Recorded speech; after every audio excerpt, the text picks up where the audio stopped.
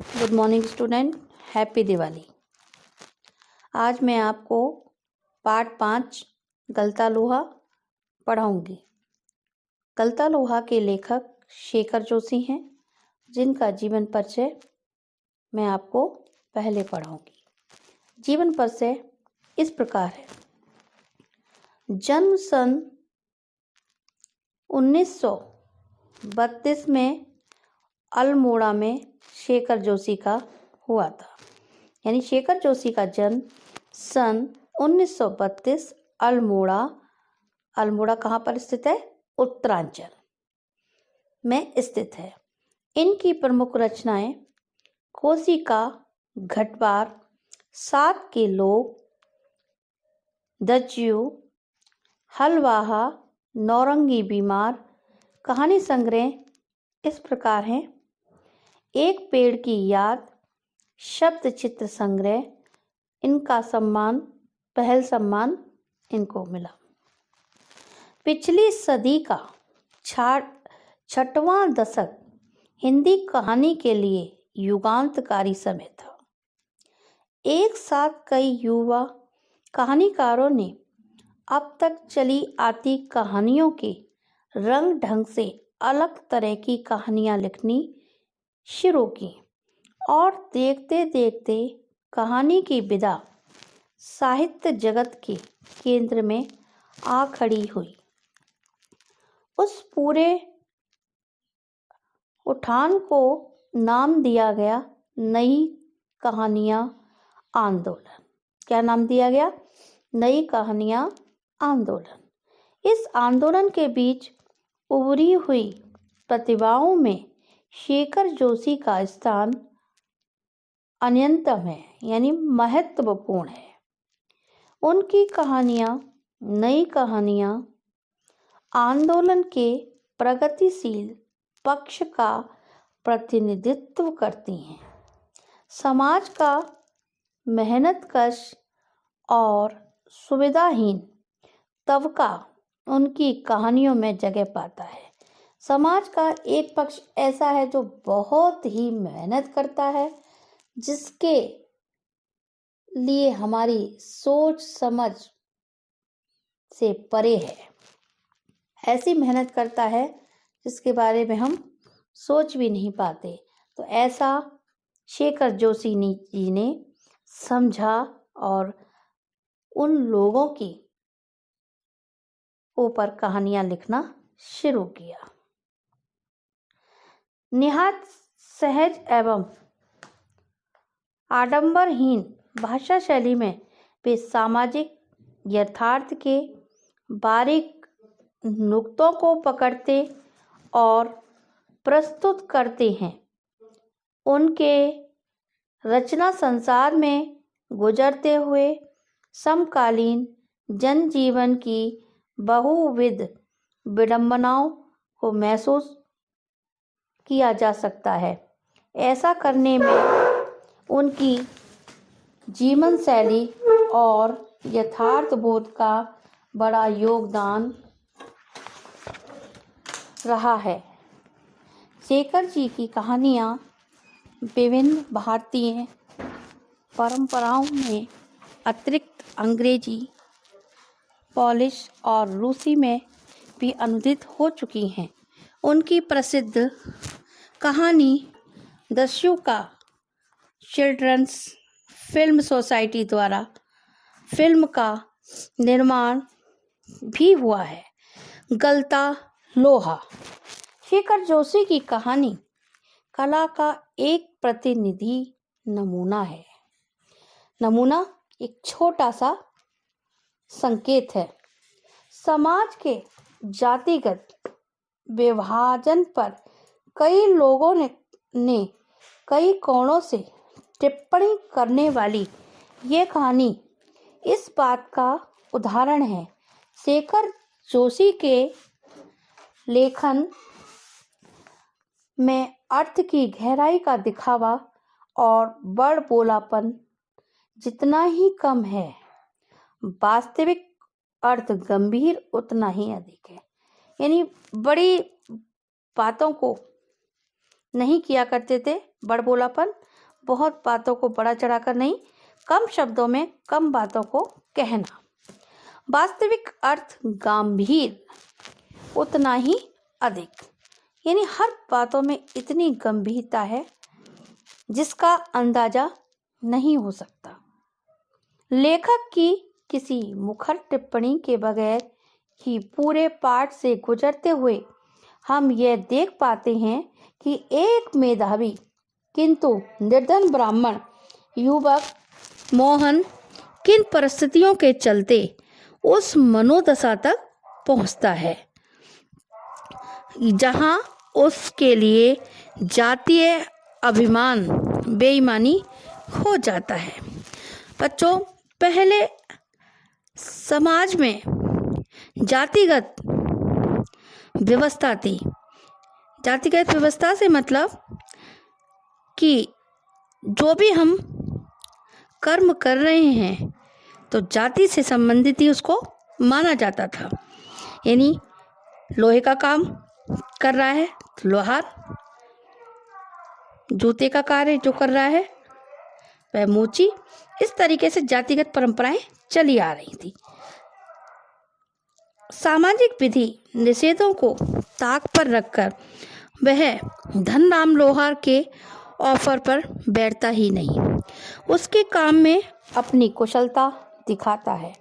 मोहन का व्यक्तित्व जातिगत आधार पर निर्मित झूठे भाईचारे की जगह मेहनत कशों के सच्चे भाईचारे की प्रस्तावना करना प्रतीत होता है, मानो लोहा गलकर एक नया आकार ले रहा हो। बच्चों, आप जानते हैं कि लोहा हो, सोना हो, लकड़ी हो, किसी भी प्रकार का साध्य हो, लोहा किस प्रकार आकार ले लेता है, गलता है। तरह तरह से दरवाजे, खिड़कियां, अनियंत्र चीजें, पाइप, अनियंत्र चीजें बनती हैं। सोना भी पिघलाया जाता है। किस तरीके से सोने के आकार भी दिए जाते हैं, सोने के आभूषण बनाए जाते हैं। लकड़ी मान लीजिए तो लकड़ी के किस प्रकार से, लकड़ी के आप देखते हैं टेबल, मेज आदि किस प्रकार तरह तरह से सामान बनाए जाते हैं। तो यहाँ पर आज हम गलता लोहा पढ़ते हैं। गलता लोहा क्या है? मोहन के पैर अनायास ही शिल्पकार टोले की ओर मुड़ गए। मोहन एक व्यक्ति है, अनायास हल्की सी बात में ही उसके मूड बन गया कि वह एक शिल्पकार बनेगा। उसके मन के किसी कोने में शायद धनराम लोहार के आफत की वह अंधगूंज शेष थी। क्या थी? अंधगूंज, यानी छोटी छोटी समझ, छोटी छोटी बातें उसके मन में थी, जिसे वह पिछले 3-4 दिनों से दुकान की ओर जाते हुए दूर से सुनाता रहा था। यानी छोटी छोटी बातों को मन में सुनाता रहा। आगे सुनाने के बाद में उसने क्या किया? निहाई पर रखे लाल गर्म लोहे पर पड़ती हथौड़ा आपने देखा होगा, पीछे एक लकड़ी होती है और आगे गोल या चौकोर प्रकार का लोहा की हथौड़ी, जिस पर हम मारते हैं किसी भी कार्य के लिए।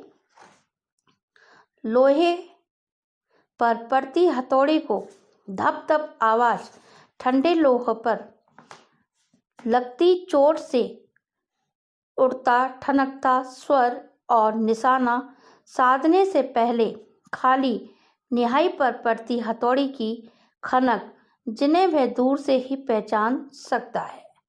कोई भी शिल्पकार कारीगर किसी भी कार्य को करता है तो उसका रुझान मन उसमें पूरी तरीके से संलग्न हो जाता है। बच्चों, हम किसी भी कार्य को करते हैं तो उसमें हमें पूर्णता विश्वास रखना चाहिए, चाहे वह कोई भी कर्म हो। अब मोहन ने क्या किया? धनराम लोहार के साथ किस तरीके से तालमेल बिठाया, किस तरीके से हम किसी भी कार्य को करते हैं तो कहीं ना कहीं पहले कोई ना कोई हमें उस्ताद या गुरु बनाना पड़ता है, ये आप सब जानते हैं। लंबे बेंट वाले हंसुए को लेकर वह घर से इस उद्देश्य से निकला था कि अपने खेतों के किनारे उग आई कांटेदार झाड़ियों को काट छांट कर साफ कर आएगा। हंसुए क्या होता है? एक प्रकार का गोल सा लोहे का बना हुआ आकार और नीचे उसमें डंडी होती है। गांव के परिवेश में घास काटते हैं या खेती के कार्य में काम आता है। छोटी छोटी घासों को हम उससे काटते हैं तो उसको क्या बोलते हैं? हंसुए, हंसुआ। झाड़ियों को काट छांट कर साफ कर आएगा। बूढ़े बंसीधर जी के बूते का अब यह काम नहीं रहा। यही क्या, जन्म पर भी जिस पुरोहित के बूते पर, पुरोहित पूजा पाठ कराने वाला के बूते पर उन्होंने घर संसार चलाया था, वह भी अब कैसे कहाँ कर पाते हैं।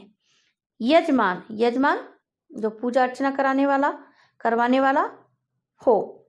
यजमान लोग उनकी निष्ठा और संयम के कारण ही उन पर श्रद्धा रखते हैं, लेकिन बुढ़ापे का जर्जर शरीर अब उतना कठिन श्रम और व्रत उपवास नहीं झेल पाता।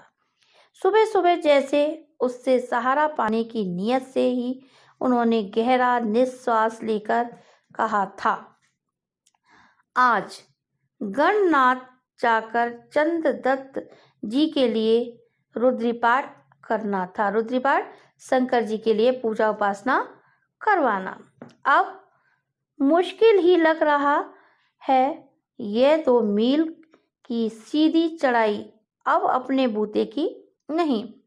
बुढ़ापे में अच्छे अच्छे लोग थक जाते हैं तो उनको 2 मील की चढ़ाई भी उनको ऐसा लग रहा था कि अब मेरे बूते की नहीं रही।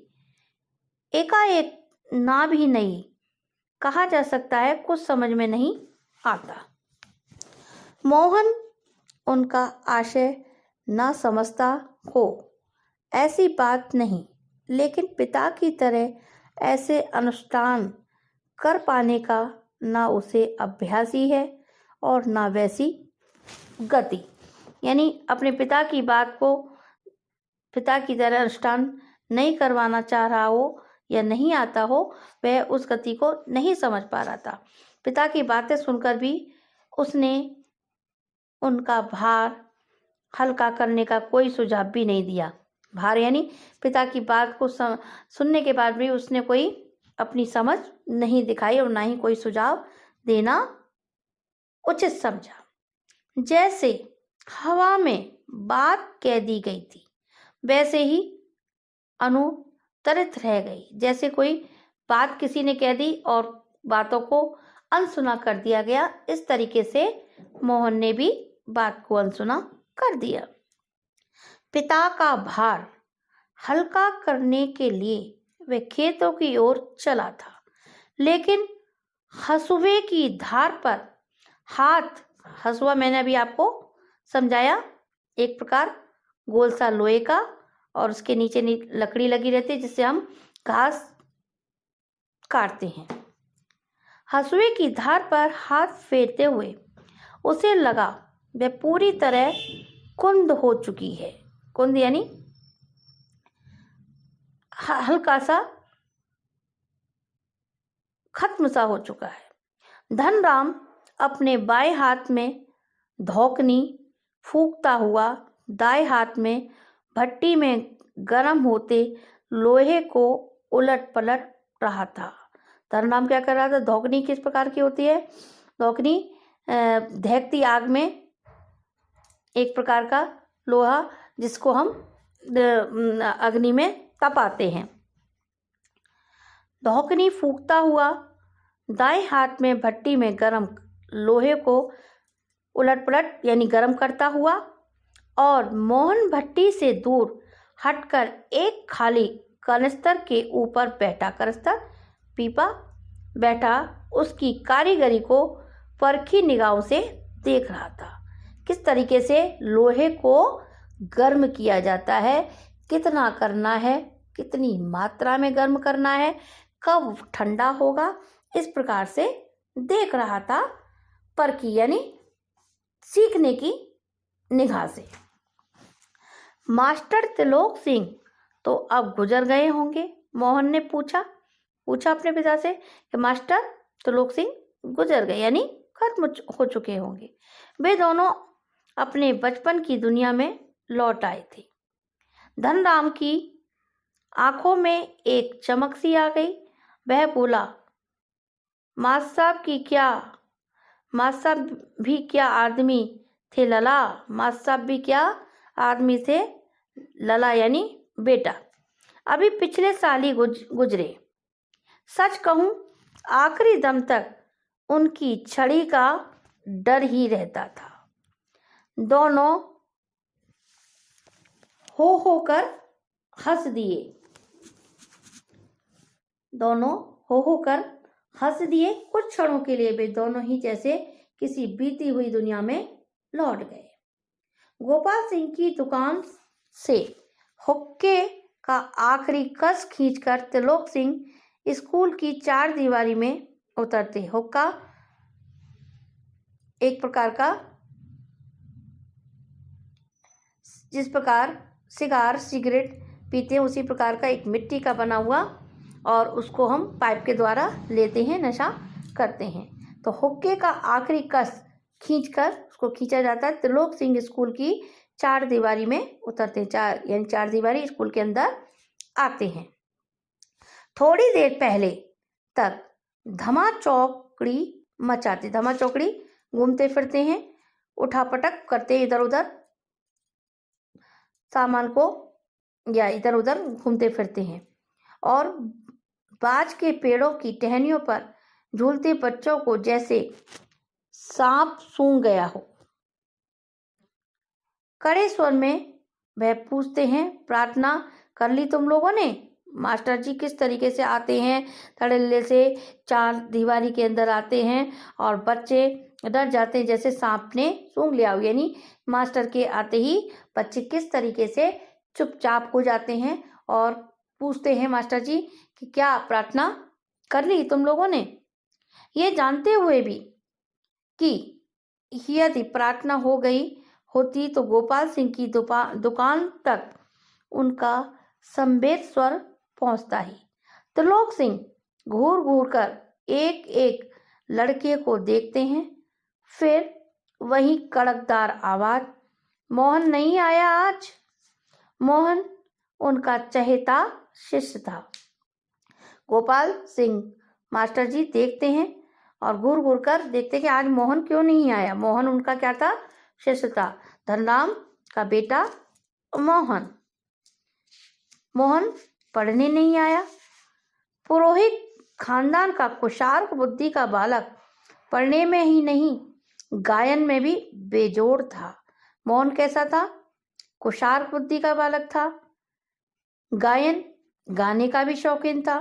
त्रिलोक सिंह मास्टर ने उसे पूरे स्कूल का मॉनिटर बना रखा था। वही सुबह सुबह हे प्रभु आनंद दाता ज्ञान हमको दीजिए का पहला स्वर उठाकर प्रार्थना शुरू किया करता था। मोहन को लेकर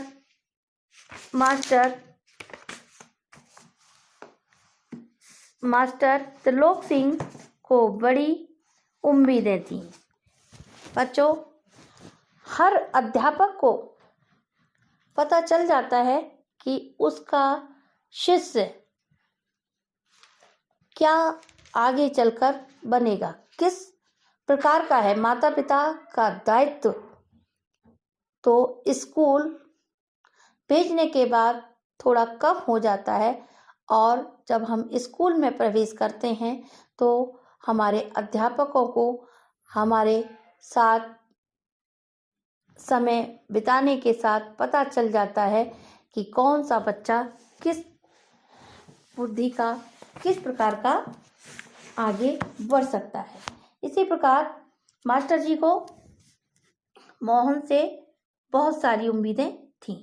कक्षा में किसी छात्र को कोई सवाल न आने पर वही सवाल वे मोहन से पूछते और उनका अनुमान सही निकालता था।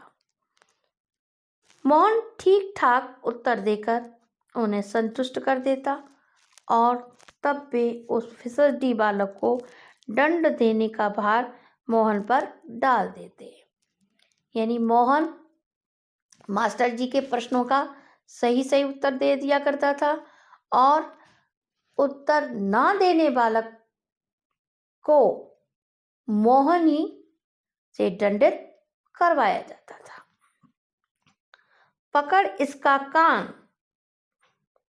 और लगवा इससे 10 उठक बैठक। बच्चों, आप सब भी छोटे से लेकर इस दौर से गुजरे हैं।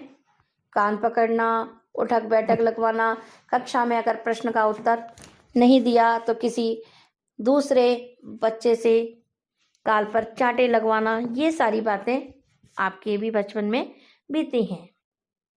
वे आदेश दे देते। धनराम भी उन अनेक छात्रों में से एक था जिसने त्रिलोक सिंह मास्टर के आदेश पर अपने हमजोली मोहन के हाथों कई बार बैंत खाए थे या कान खिंचवाए थे।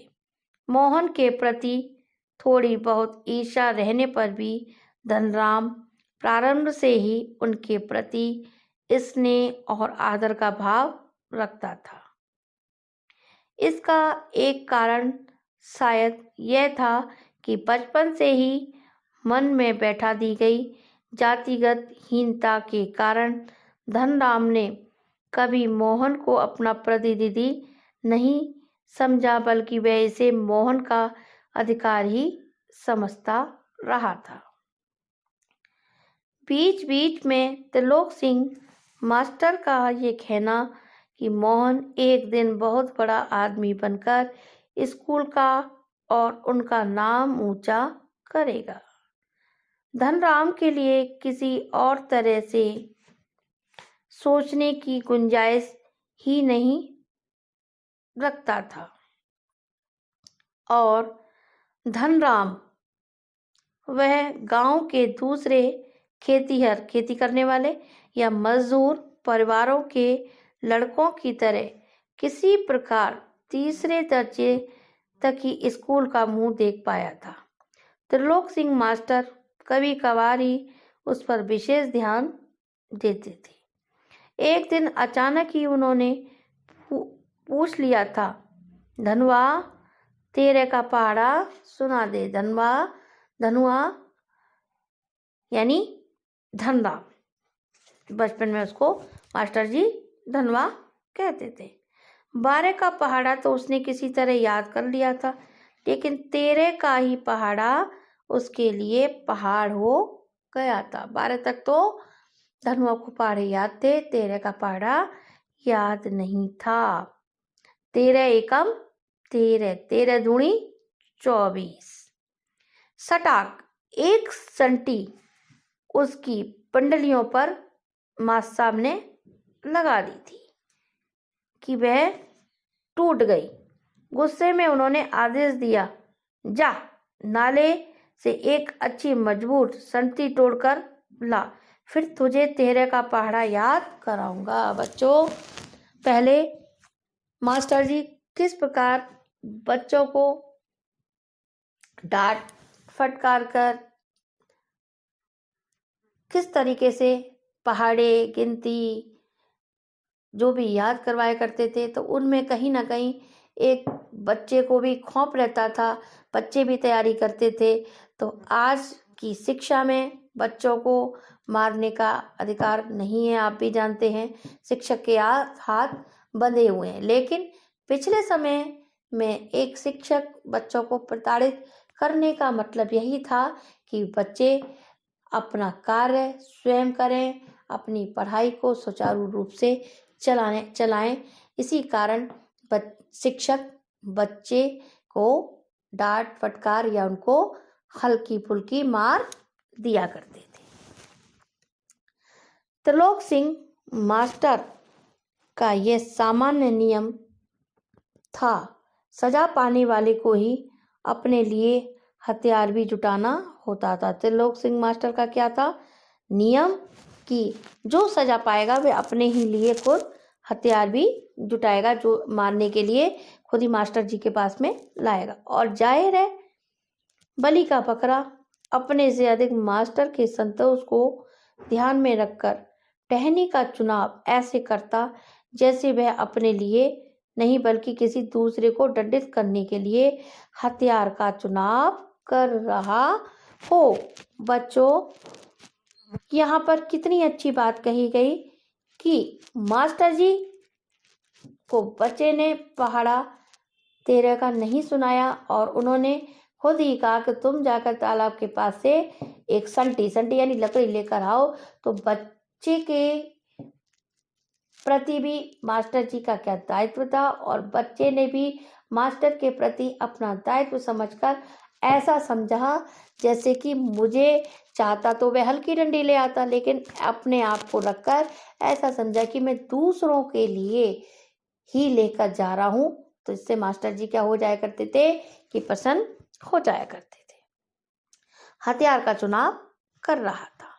धनराम की मंद बुद्धि रही हो या मन में बैठा हुआ डर कि पूरे दिन घोटा लगाने पर भी उसे तेरह का पहाड़ा याद नहीं हो पाया था। कुछ बच्चे ऐसे मंद बुद्धि हुआ करते हैं जिनको मास्टर जी कितना भी समझाए, कितना भी याद कराए, उनको याद ही नहीं हो पाता है। तो बच्चों, धनराम मंद बुद्धि रहा हो तो उसको तेरह का पहाड़ा याद ही नहीं था। छुट्टी के समय जब मास्टर साहब ने उसे दोबारा पहाड़ा सुनने को कहा तो तीसरी सीढ़ी तक पहुंचते पहुंचते वह फिर लड़खड़ा गया था। याद करते कभी कभी क्या होता है, मास्टर जी का डर इतना अत्यधिक होता है कि बच्चा मास्टर जी को याद होते भी सुनाते सुनाते क्या होता है कि भूल जाता है। तो उसे दोबारा पहाड़ा सुनाने को कहा तो तीसरी सीढ़ी तक पहुंचते पहुंचते क्या हो गया, वह फिर से लड़खड़ा गया। लेकिन इस बार मास्टर त्रिलोक सिंह ने उसके लाए हुए बेंत का उपयोग करने की बजाय जवान की चाबुक लगा दी थी। तेरे दिमाग में तो लोहा भरा है रे, यानी उसको लकड़ी से ना मारकर ऐसे बोला कि क्या तेरे मुंह में, तेरे दिमाग में लोहा भरा है, विद्या का ताप कहाँ लगेगा इसमें। अपने थैले से 5-6 दरातियां निकालकर उन्होंने धनराम को धार लगा लाने के लिए पकड़ा दी थी। किताबों की विद्या का ताप लगाने की सामर्थ्य धनराम के पिता की नहीं थी। धनराम हाथ पैर चलाने लायक हुआ ही था कि बाप ने उसे धौकनी फूकने या सान लगाने के कामों में उलझा शुरू कर दिया और फिर धीरे धीरे हथौड़े से लेकर घन चलाने की विद्या सीखने लगा।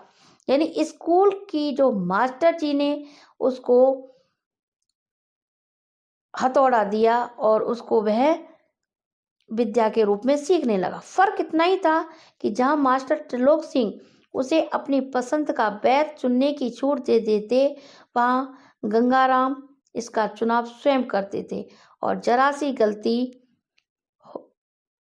सी गलती होने पर क्षण बैत हत्ता जो भी हाथ लग जाता उसी से अपना प्रसाद दे देते।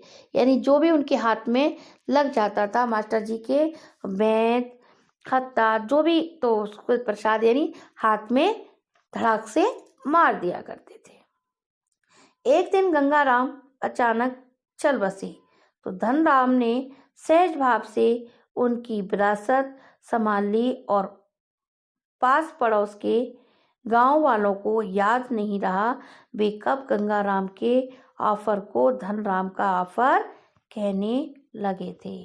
तो बच्चों, आज मैं आपको गलता लोहा पार्ट 5 यहीं तक पढ़ाऊंगी। नेक्स्ट इसका भाग अगले टर्न पर पढ़ाऊंगी। बच्चों, आप लोगों ने दीपावली की छुट्टियों में होमवर्क किया होगा, उसको आप सबमिट कराएं। आपका टेस्ट पेपर भी लिया गया था, तो कुछ बच्चों ने टेस्ट दिया ही नहीं। ऐसा नहीं होना था। आप लोगों को सतर्कता से अपने को आगे बढ़ाना है। पढ़ाई आपको करनी है। दीपावली की छुट्टियां खत्म हो चुकी हैं।